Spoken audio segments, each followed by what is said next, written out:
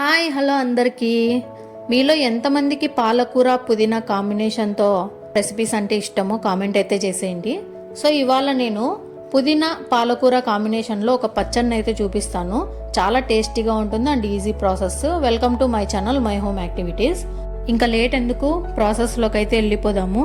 So ఫస్ట్గా stove on చేసుకొని fry pan పెట్టుకొని అందులోకి మనం పల్లీలు, ఉద్దిగుండ్లు, పెసరపప్పు, శనగపప్పు, కందిపప్పు, నువ్వులు ఇవన్నీ కూడా ఒక్కొక్క టేబుల్ స్పూన్ చొప్పున మనం ప్యాన్లోకి వేసుకొని లైట్గా ఫ్రై చేసుకుంటూ ఉండాలండి. ఇవి లో ఫ్లేమ్లో ఫ్రై అవ్వాలి.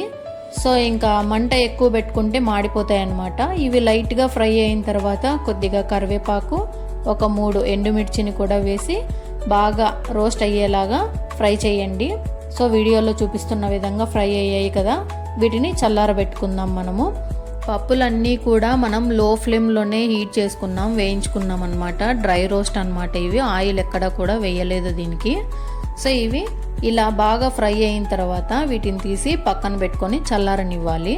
ఇప్పుడు మనం స్టవ్ ఆన్ చేసుకొని ఇంకొక ప్యాన్ పెట్టుకొని అందులోకి మనం కొద్దిగా ఆయిల్ వేసుకొని మనం కారానికి సరిపడ పచ్చిమిర్చి, అలాగే ఉల్లిపాయ, టమాటో, కొద్దిగా కొత్తిమీర, ఒక హాఫ్ కట్ట పాలకూర, అలాగే హాఫ్ కట్ట పుదీనా ఆకుల్ని కూడా ఇందులోకి వేసేసుకొని కొద్దిగా చింతపండు, అలాగే వెల్లుల్లిని కూడా వేసి వీటిని బాగా ఫ్రై అవ్వనివ్వాలి. ఈ ఆకు మొత్తం దగ్గరకు వచ్చేంత వరకు ఫ్రై అవ్వాలి. సో ఇప్పుడు మనం కొంచెం టేస్ట్కి సరిపడా సాల్ట్ని వేసేసుకుందాం, కొద్దిగా పసుపు, అలాగే జీలకర్రను కూడా వేసి బాగా వేయించుకుందాం దీన్ని. వీడియోలో చూపిస్తున్న విధంగా ఆకు మొత్తం దగ్గరకు వచ్చేలాగా ఈ ఉల్లిపాయ, టమాటా, పచ్చిమిర్చి అన్నీ కూడా పచ్చివాసన పోయేంత వరకు వేయించుకుందాం. మూత పెట్టి ఒక 5 నిమిషాలు అలా వదిలేస్తే బాగా దగ్గరకు వచ్చేస్తుంది. చూస్తున్నారు కదా వీడియోలో చూపిస్తున్న విధంగా. ఇంకొంచెం సేపు ఒక 2 నుండి 3 నిమిషాలు మూత తీసేసి ఇలా ఫ్రై చేసుకున్నామంటే బాగా దగ్గరకు వచ్చేస్తుంది. సో ఇలా ఫ్రై అయిన దాన్ని తీసి పక్కన పెట్టుకుందాము. ఇప్పుడు మనము పప్పులన్నింటినీ కూడా మిక్సీ జార్లోకి వేసుకొని ఫైన్ పౌడర్ లాగా చేసుకోవాలి. సో ఇవన్నీ చల్లారిపోయాయి కదండి, చూస్తున్నారు కదా, ఇలా పౌడర్గా మెత్తగా చేసుకోవాలన్నమాట. ఇప్పుడు మనం ఇదే పౌడర్లోకి, ఇదే మిక్సీ జార్లోకి మనం వేయించి పెట్టుకున్న ఈ మిశ్రమం అంతా కూడా వేసేసుకోవాలి.